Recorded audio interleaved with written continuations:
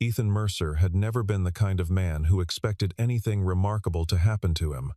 Not anymore.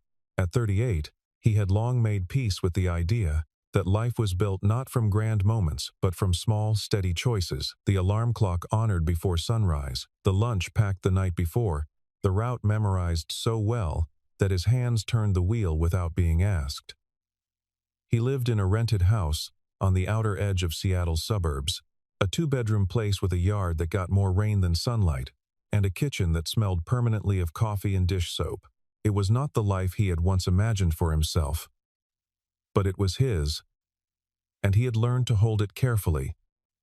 The way a man holds something he knows, he cannot afford to lose twice. He worked as a senior logistics coordinator for Harmon & Reed Premium Delivery, a company that handled time-sensitive documents, contracts, and high-value parcels for corporate clients across the Pacific Northwest. It was not glamorous work. Most people did not think of delivery drivers when they thought of important careers, and Ethan had stopped trying to explain otherwise. What he knew was this: when a contract needed to reach a boardroom before 9 in the morning, when a legal filing had to be signed and returned before close of business, when the document in his hands represented millions of dollars and the stress of a dozen lawyers, he never failed. Not once in 6 years. His supervisor, a sharp-eyed woman named Patricia Holt, kept a running joke in the office that Ethan Mercer could navigate Seattle traffic in a blizzard with a broken GPS and still arrive 2 minutes early, and everyone laughed because it was barely an exaggeration. His colleagues liked him in the quiet, uncomplicated way that people like someone who never makes their days harder. He remembered their names, their coffee orders, their kids' birthdays. He fixed the break room printer without being asked. He stayed late when someone called in sick and never mentioned it afterward. None of this was strategy. He simply could not help being the kind of person who noticed when something needed doing and then did it. His mother, a woman who had worked 2 jobs for most of Ethan's childhood and still managed to attend every school play, had taught him early that decency was not an occasional choice, but a daily practice, and he had never stopped believing her. He had been married once. Her name was Claire, and she had been the kind of woman who made a room warmer just by entering it. They met in their mid-20s, married at 29, and were beginning to talk seriously about children when the accident happened on a wet November highway 4 years into their marriage. The grief had been a physical thing, a weight that sat on his chest in the mornings and made the simplest tasks feel like lifting stone. He did not talk about it openly, not anymore. He had done the therapy, filled the journals, let time do what time does when you stop fighting it. He did not blame the universe. He did not ask why. He had learned that asking why was a door that opened onto nothing but more darkness. And so he kept the door closed and kept walking forward. Some people admired him for it. He did not think of it as strength. He thought of it as the only available option. What most people did not know, because Ethan did not wear it outwardly, was that the loss had left a very specific scar. A quiet, persistent belief that happiness of the romantic kind was no longer something he was supposed to reach for, not out of self-pity, but out of a kind of protective math. He had loved completely once. That seemed, in the private accounting of his heart, like more than most people got. He was not looking for anything more. He was not lonely in the way that made a man desperate or careless. He was simply a person who had chosen, gently and without drama, to pour the parts of himself that were left into his work, into his friendships, and into the steady quiet of a life lived with integrity. He did not know, on the particular Tuesday morning when a new dispatch appeared on his roster, a high-priority document delivery to Grant Dynamics, the glass and steel tower downtown, that anything was about to change. He picked up the sealed envelope, checked the address, programmed the route, and merged into the pale gray Seattle morning without a second thought. Isabella Grant had been called many things in her 34 years, but the one she heard most often, usually behind her back, occasionally to her face, by people brave or foolish enough, was the phrase they whispered in the glass corridors of her company's headquarters: the Ice Queen. She had heard it first at a board meeting 3 years ago, spoken by a departing executive who clearly believed he was out of earshot. She had not corrected him. She had not fired him on the spot, though she could have, easily, with paper trails that would have made his lawyers weep. She had simply let him go, given him a generous severance, and filed the phrase away as information rather than insult. She had built Grant Dynamics from a seed-stage tech startup into a $240 million software and infrastructure company by the time she was 31. The press had covered the milestone with the particular mix of admiration and skepticism that the press always applied to young women in positions of power, praising her intelligence, while never quite deciding whether to be impressed or suspicious. She had learned early to treat both reactions as irrelevant. What mattered was the work, the product roadmap, the quarterly targets, the people on her team who depended on the company's health for their paychecks, their health care, their kids' tuition. Grant Dynamics occupied the top 6 floors of a downtown Seattle high-rise, and Isabella's corner office on the 42nd floor had a view that stretched from the waterfront to the dark line of the Cascades on clear days. Her desk was a slab of pale walnut without a single unnecessary object on it. Her calendar was a thing of fearful precision. Her assistant, a capable and perpetually calm young man named Marcus, had mastered the art of delivering bad news in a tone that suggested the building was not on fire, which Isabella had once told him directly she appreciated more than she could quantify. She was beautiful in the way that photographs never quite captured something in the way she carried herself, the measured certainty of her movements, the way her attention, when she gave it fully, made the recipient feel simultaneously seen and evaluated. She had dark hair she kept pulled back at work, and let loose only in the privacy of her apartment, and eyes the color of deep water in winter. Men found her intimidating, which she had long since stopped apologizing for. Women sometimes found her cold, which was a more complicated charge, and one she sometimes turned over quietly at night before deciding it was still not worth addressing. What almost no one knew was that the coldness was not contempt. It was caution. From the time she had taken her father's startup and rebuilt it into something real after his death, she had been 26. Freshly out of business school, armed with grief and a business plan, and almost no sleep. She had been surrounded by people who wanted things from her. Investors who wanted returns. Journalists who wanted stories. Men who wanted access or validation, or the particular status that came from standing close to someone powerful. She had dated twice in the last 5 years. Both relationships had ended in the same quiet way.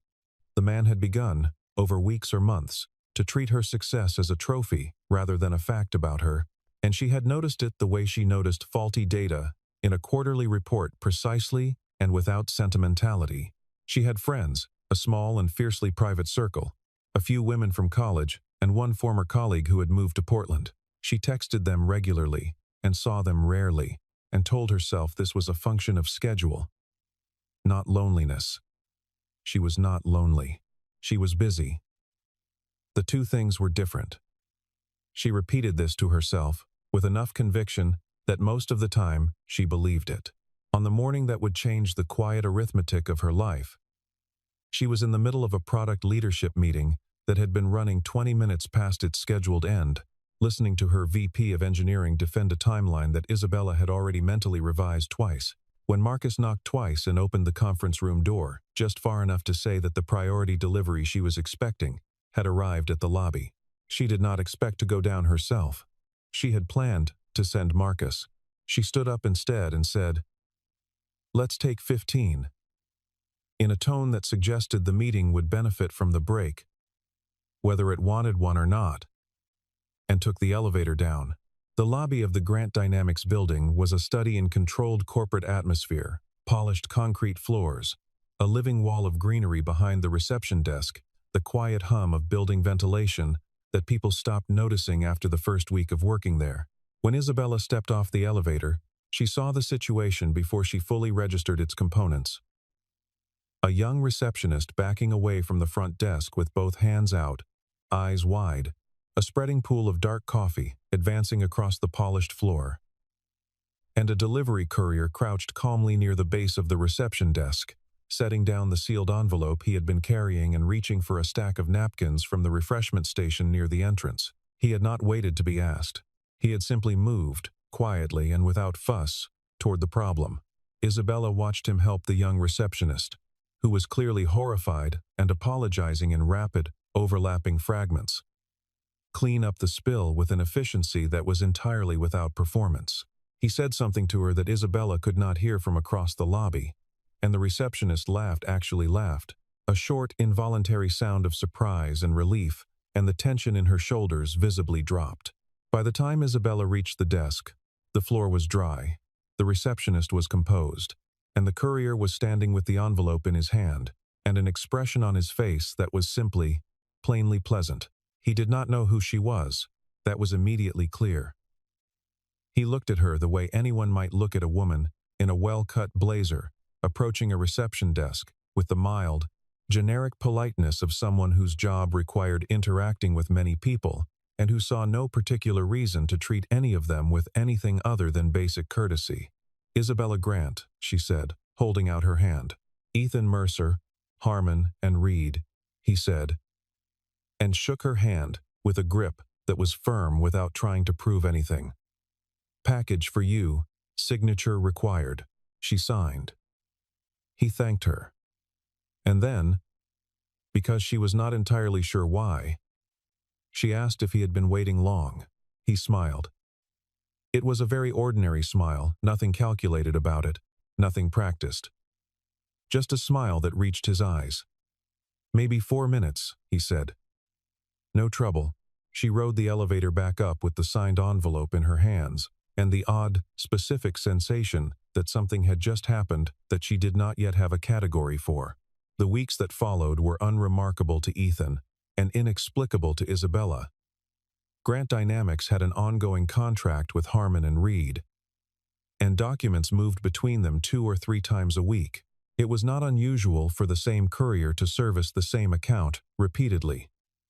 Ethan's assigned territory included the downtown corridor, and Grant Dynamics was one of his regular stops.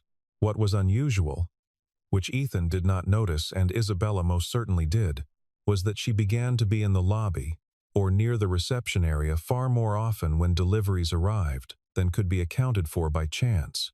She told herself it was about efficiency. Direct sign-offs prevented the minor delays that occurred when documents sat at reception awaiting her retrieval. This was technically true, and also entirely beside the point. Their conversations began, as they always do. Small, contingent on the available moment, shaped by the natural constraints of a lobby and a delivery schedule. He asked about the architecture of the building one afternoon, and she explained that the exterior had been redesigned when her father first leased the floors, that he had liked the way the glass caught the light in the late afternoon. She did not usually volunteer information about her father to strangers. She noted this and moved on.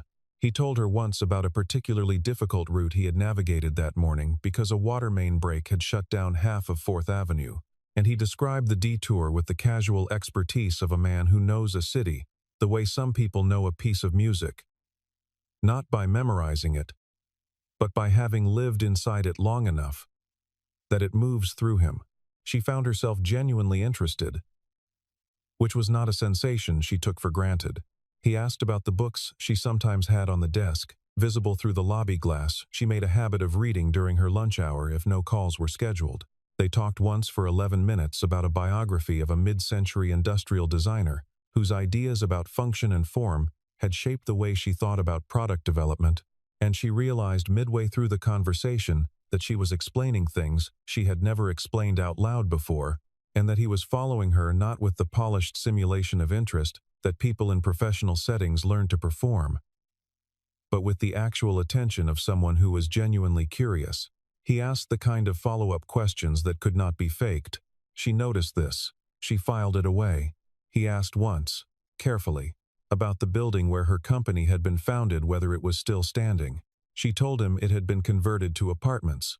There was a small pause, and he said, "Things change shapes, but they stay in the city." And she thought about that for the rest of the afternoon. She did not tell him this. Ethan thought she was interesting, privately, in the way he permitted himself to have private thoughts about things that seemed safely theoretical. He thought she was one of the most remarkable people he had come across in a long time, but remarkable people were their own category observed. appreciated, not reached for. He was good at that particular discipline. He came, he delivered, he talked for a few pleasant minutes, and he left. This was the shape of things. He was comfortable with the shape. He did not, for example, read anything into the fact that she often appeared in the lobby personally. He assumed she had reasons. Efficient people always had reasons. He did not register, not yet, that she sometimes watched him walk back across the lobby and through the glass doors before she moved. There was an afternoon in late October, the light doing what Seattle autumn light does, going gold and sideways through the buildings, when Ethan arrived at the Grant Dynamics lobby and found a small crisis in progress.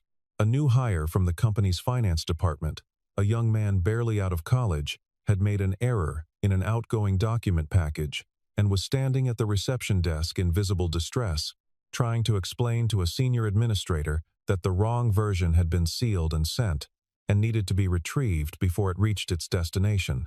The administrator was not being unkind, but her efficiency was crisp in a way that made the young man shrink. Ethan listened for a moment, set his delivery on the desk with a quiet word to the receptionist, and turned to the young man. "What's the return address on the package?" he asked. The young man told him. Ethan checked his dispatch tablet, calculated the route, and said, "That one's on the route I just came from. I can flag it for retrieval on my way back if you call ahead in the next 10 minutes. He pulled out a contact card for the Harmon and Reed logistics line and set it on the desk. "Ask for Patricia. Tell her Ethan sent you. She'll move it to the top." The administrator looked at him. The young man looked at him. Neither of them had expected this. "That's you, don't have to," the young man started. "It takes one phone call," Ethan said. "No trouble." He left, finished his round, and did not mention it to anyone. Patricia arranged the retrieval. The document was recovered in time. The young man sent a thank you email to Harmon and Reed's general inbox, mentioning Ethan by name, which Patricia printed and pinned to the break room bulletin board with the comment, in her clean block handwriting, "This is what we do." Isabella heard about this from Marcus, who had heard it from the administrator, who had heard it from the young man. She sat with the story for a moment after Marcus had relayed it, looking at the city beyond her office window.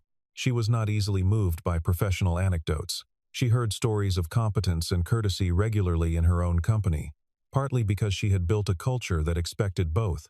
But there was something about this particular story that settled in her chest differently, because it required nothing of him. He had gained nothing. His schedule was not served by the detour. The young man was not his responsibility. The document was not his package. He had simply seen a problem, identified a solution he happened to be positioned to offer, and offered it. She thought about the men she had dated, and the people she had worked alongside, and the investors who called her brilliant, and the ones who called her cold, and she thought about how rarely she had seen someone do the right thing with no audience and no angle. Not because people were bad. People were not, mostly, bad. But kindness without geometry, kindness that did not trace back to strategy, was a rarer thing than it should have been. She knew this because she had looked for it and mostly found its imitations. She told herself she was simply noting a fact about a person. She was not constructing a story. She was observant. Observation was not the same as feeling. She almost believed it. A week later, she watched through the window of the lobby cafe as Ethan spent 4 unhurried minutes helping an elderly woman who had dropped her bags on the steps outside the building entrance. He did not perform it. He did not look around to see who was watching. He picked up her things, asked her where she was going, and walked her to the corner of the block. Then he came back, collected his signed receipt from reception, and went on with his day.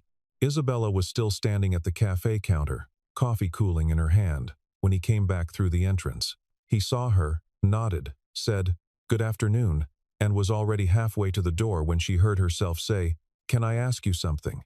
He turned. "Sure, you always do that," she said, and found she did not know exactly how to finish the sentence. He waited, without impatience. "Help people," she said, without being asked. He considered this for a moment. The way a person considers a question that has never been put to them directly. "I suppose so," he said. "Doesn't feel like much." "It is, though," she said. There was a pause between them that was not uncomfortable. "My mother always said the world was heavy enough," he said. "Might as well make it a little lighter where you can."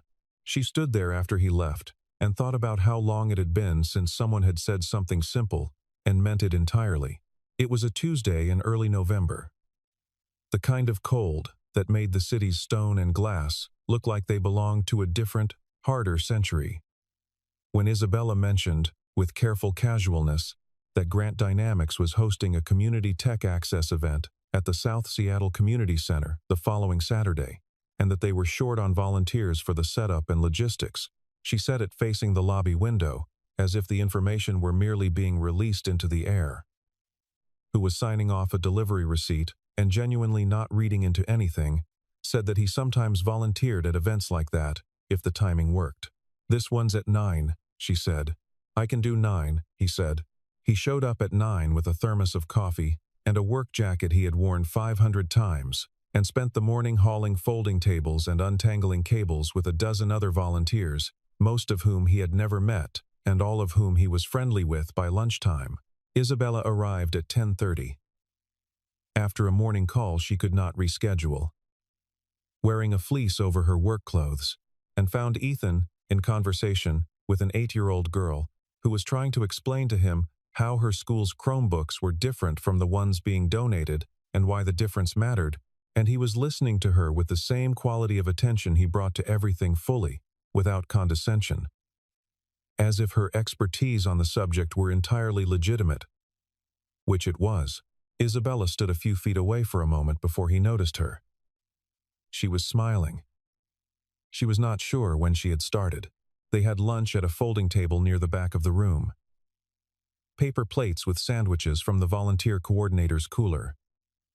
And talked without an agenda for the first time, not lobby conversations governed by the clock of his route, just two people with an hour and nowhere they needed to be more than where they were. He told her about growing up in Spokane, about his mother, about wanting to study architecture before practical realities redirected him, about the way he still looked at buildings and thought about what they were solving. She told him about her father, more than she had planned to, about the company and what it had cost her personally to build it in the shadow of grief, about the years in her late 20s when she had not known how to be a person and a CEO at the same time and had chosen the CEO on most days, about not being sure, even now, whether that had been the right choice. He did not tell her it was. He did not perform sympathy. He said, "You were keeping something alive. That's different from being someone." She looked at him. "I just mean," he said, "the company was the thing you could protect when everything else felt like it could break. That makes sense. Even if it cost something." She was quiet for a moment. "You're easy to talk to," she finally said. "My therapist disagrees," he said, and his mouth curved. And she laughed a real, unguarded laugh, and for a moment neither of them said anything, and the room kept moving around them, and it felt, to Isabella, very much like the sensation of something shifting. In the weeks that followed the community event, they made plans that were careful and plausible and thoroughly reasonable. Coffee in the afternoon, once, near the Harmon and Reed dispatch office so that Ethan's schedule was not disrupted. A walk along the waterfront on a Sunday morning because they had both mentioned they walked on Sunday mornings, and it seemed logical. A visit to a small exhibition at the Architectural Museum that Ethan had read about and Isabella had been meaning to get to. None of these things were called dates. Both of them understood this. Neither of them addressed the understanding. Isabella began to notice what she had been missing. Not specifically in Ethan, or not only in him, but in herself. The ability to be in a moment, without calculating its strategic value, without measuring whether she was being useful or being perceived, without carrying the weight of the company and its quarterly reality into every hour of every day. With him, she was just a person who had opinions about architecture and lost her train of thought when she was genuinely surprised and who ordered the same coffee every time without looking at the menu, and who had been, at the bottom of all her competence and composure, quietly, persistently lonely for a very long time. She did not say any of this. It seemed premature, or it seemed like too much, or it seemed like the kind of thing that would require a category she was not yet willing to apply to what existed between them. Ethan felt the pull. He was not naive, and he was not emotionally unavailable in the way that some people who have been through grief become hollowed out and reflexively armored. He had done enough work on himself to recognize the pull for what it was. He liked her. He admired her.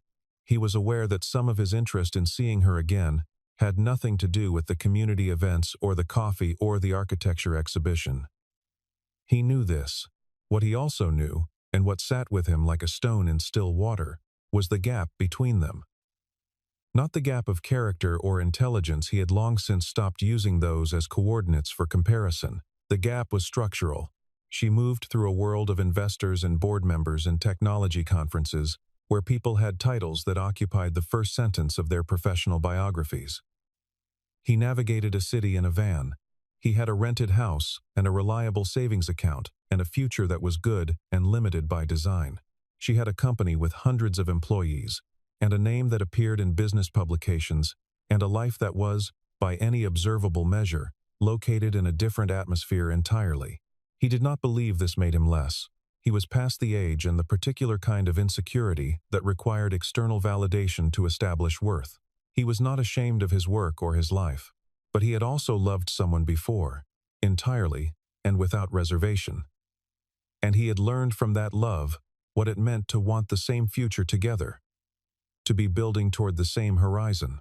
He could not imagine what building toward the same horizon would look like from where he stood and where she stood.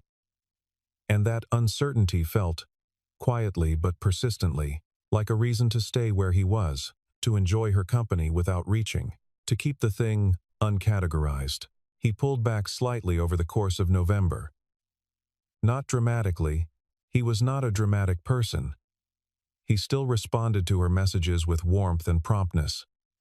He still smiled genuinely when he saw her, but he found reasons to keep the conversation shorter, to decline the second coffee, to suggest later dates for things she proposed and then not confirm them. He told himself this was being sensible. He told himself this was protecting both of them from a complication that would resolve in one direction only, and that direction would cost them whatever they had already built. Isabella noticed. She was a person who tracked patterns for a living in markets, in team dynamics, in the behavior of systems under pressure. She noticed the small increase in space where there had been, for a brief and extraordinary stretch of weeks, almost no space at all. She did not interrogate it immediately.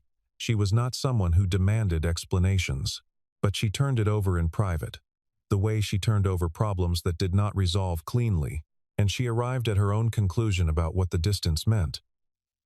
And the conclusion did not make her feel better, but it made her feel clear. It told her that he was doing what people do when they care about something they are afraid will not survive contact with reality. They protect it by keeping it small. She understood this. She had done it herself. For most of her adult life, she had kept her heart very small and very safe, and it had worked perfectly, and she had been, in the perfect safety of that arrangement, essentially alone. She was 34 years old. She had been alone, in all the ways that mattered, for a very long time. And now there was this person, this plainly, stubbornly decent person who helped strangers and listened carefully, and had said things to her that she thought about in the quiet hours of her apartment, and who was, she had come to accept without fighting it, the first person in a very long time, who made her want to stop calculating and start feeling.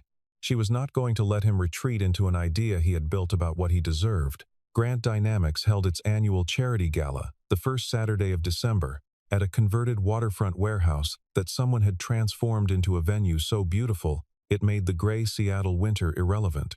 The event raised funds for digital access programs in underserved communities, one of the causes Isabella had championed personally since the early years of the company, connecting it directly to her father's belief that technology was a public good before it was a private profit. The guest list included several hundred people from the technology and investment world, a handful of civic officials, and a complement of journalists who had all been reminded in clear terms that they were guests and not working press this evening. Isabella invited Ethan 3 weeks in advance. She framed it as a thank you for the volunteer work in November, which was not untrue, but was also not entirely the truth. He hesitated in the way she had come to recognize that brief pause, where he weighed the thing against his private math and then said he would be glad to come, and she thought she heard in the syllables of the word glad something that told her he meant it. He arrived in a dark navy suit that fit him well and that he had clearly pressed with care, and he looked, standing in the entrance of the venue with the waterfront lights behind him, like himself entirely and uncomplicatedly himself, which was something she had noticed was rarer in this particular room than in most. He found her by the entrance to the main hall, and when he saw her she was in a deep green dress, her hair loose for one of the first times he had seen it. He said, without trying to be anything other than honest, "You look wonderful."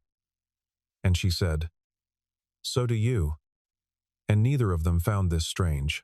The evening moved around them in the way galas do the cocktail hour, the dinner, the speeches, the soft orchestral music that nobody specifically listened to, but that made the room feel more serious than it was. People came to Isabella with the steady, tide-like rhythm of professional obligation to congratulate her on the quarter's results, to mention an initiative they wanted her support for, to introduce someone she should know. She accepted all of it with her customary grace, and each time, she returned to the table where Ethan sat. Not because she had to, because she wanted to.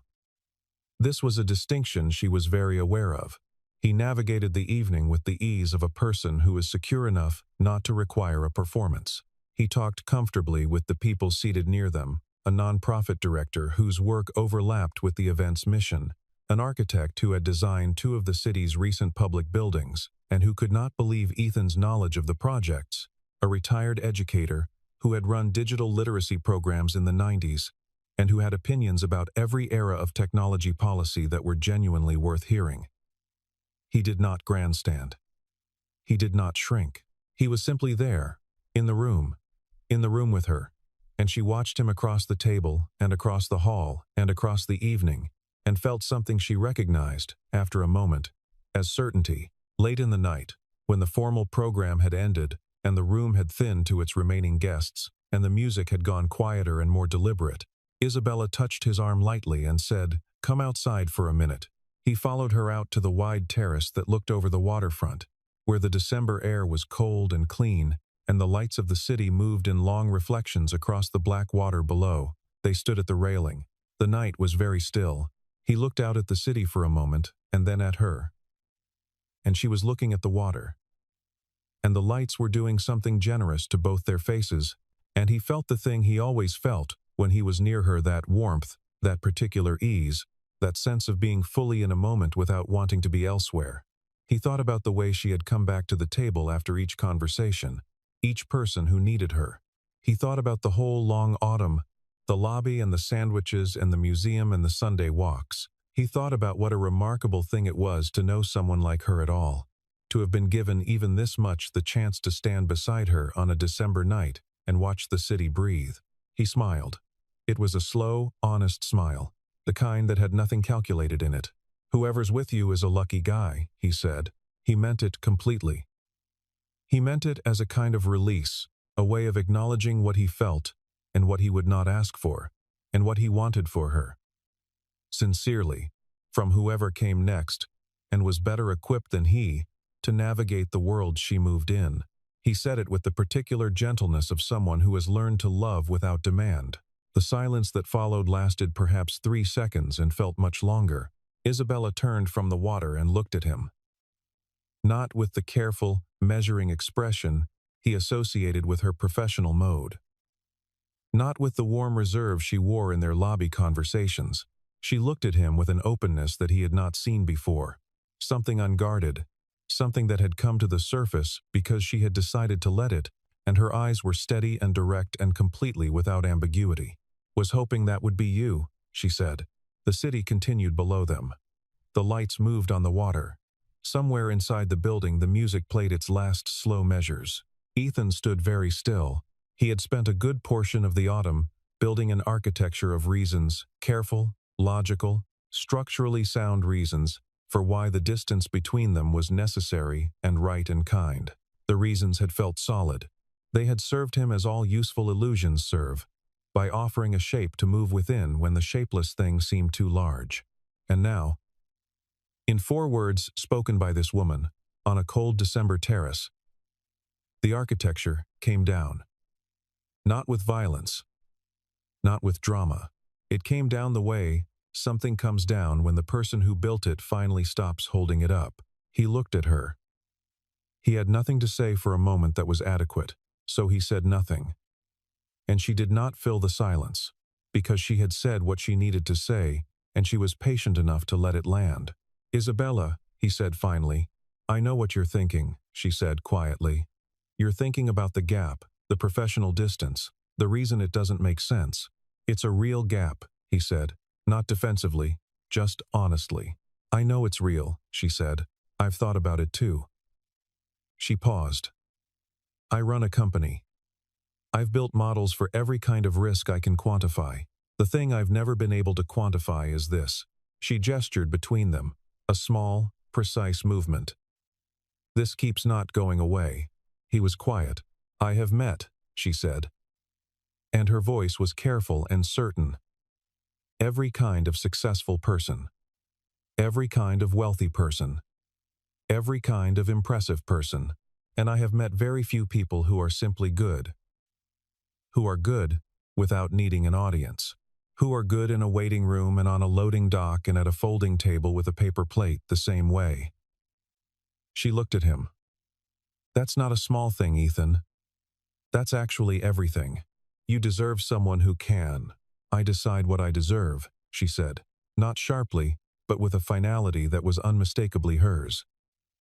"I've spent 10 years letting other people's ideas of what I deserve shape what I reach for. I am done with that." Another silence. Below them, the waterfront moved and breathed. "I have a rented house," he said. "I drive a route 5 days a week."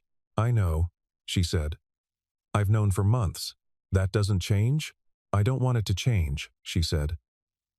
"I want you, as you actually are. Not a version of you that fits better into something I already have. You."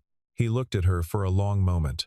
He thought about Claire, with the generosity and honesty that years of doing the grief work had made possible. Thought about her not as a shadow over the present, but as a part of who he was, a love that had made him the person standing here tonight. He thought she would have liked Isabella very much.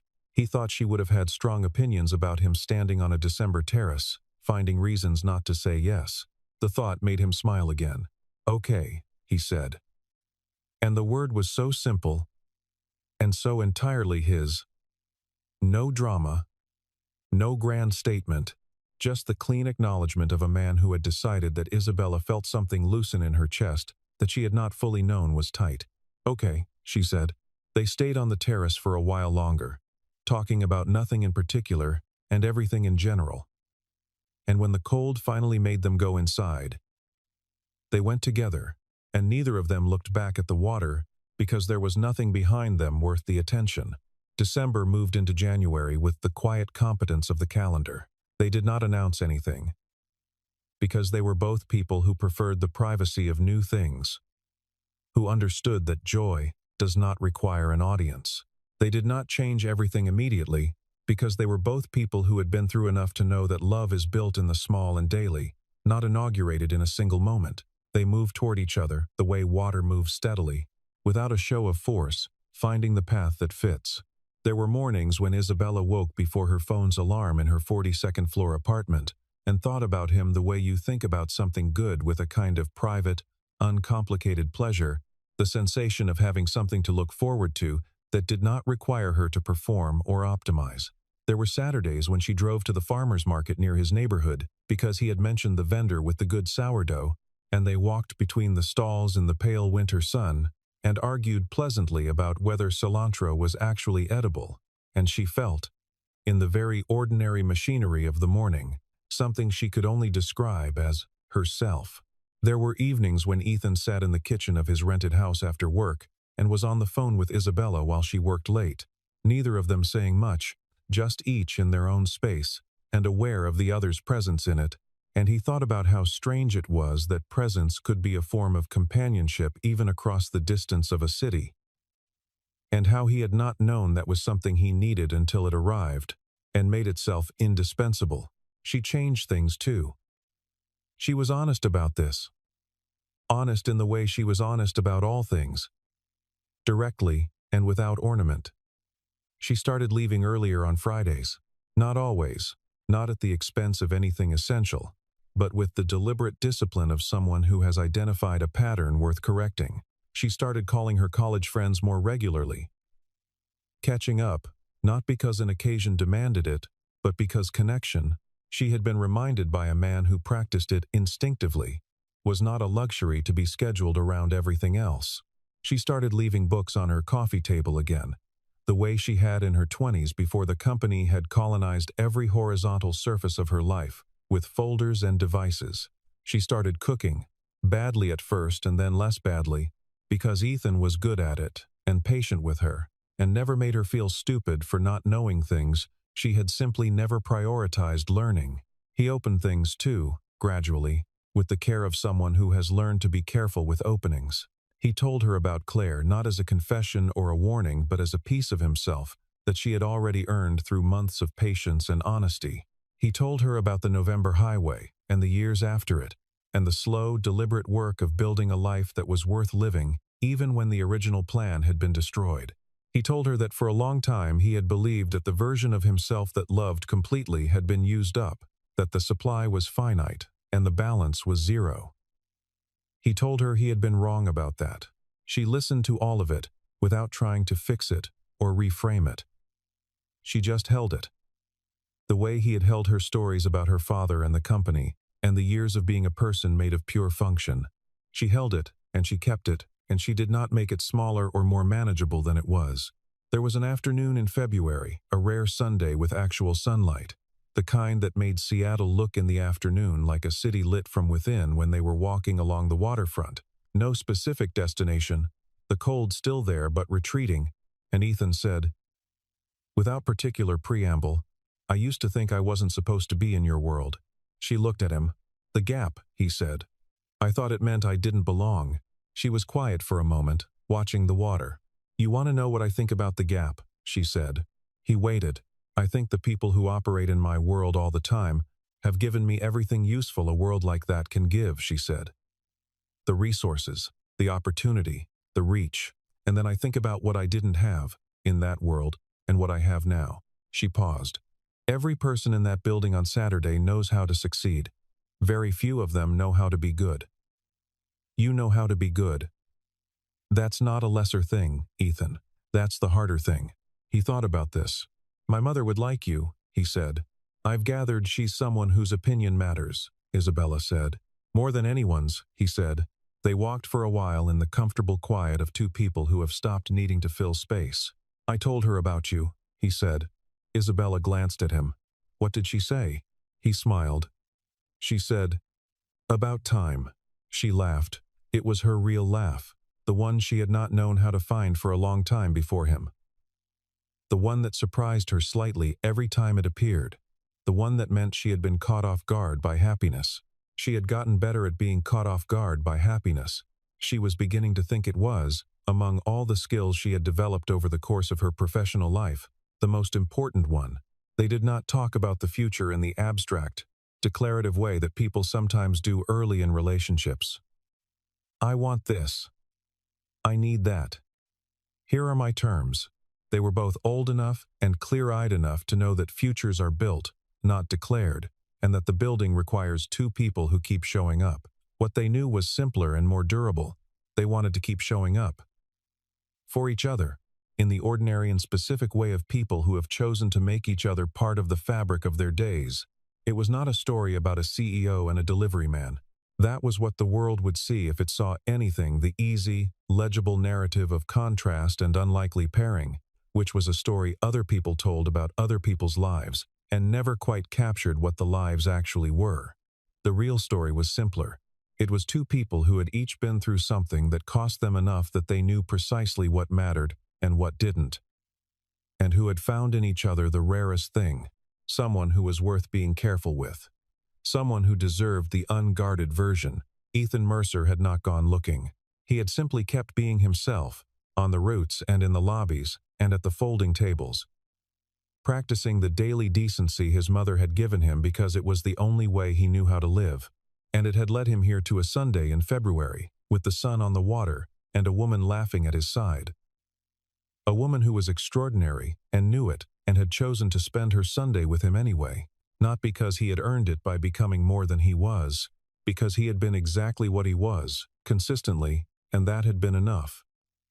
That had, it turned out, been everything. Isabella Grant had stopped running the risk calculation. Not because she had become careless, but because she had finally run the only calculation that mattered, and the answer had come back clear. The risk of reaching for this, the discomfort of being open, the exposure of wanting something that could not be managed into safety was negligible compared to the risk she had been living with for a decade. The risk of staying perfectly, impenetrably, professionally fine, while the parts of herself that needed room to breathe grew quieter every year. She was not going to be quiet anymore. She was going to be present, here, on this waterfront, in this city, in this life, with this person who had walked into her lobby on an ordinary Tuesday and helped a stranger clean up a spilled coffee and smiled at her without knowing who she was and changed everything without knowing he was doing it. The water moved below the esplanade. The sun moved through the last of the afternoon. They walked on, Ethan and Isabella, two people who had found each other not at the end of a long search but at the end of a long wait, the kind of wait that does not feel like waiting because it is simply living, and living does not announce its turning points in advance. It delivers them quietly, on a Tuesday, in a lobby, with a smile that reaches the eyes. And that, it turned out, was exactly enough.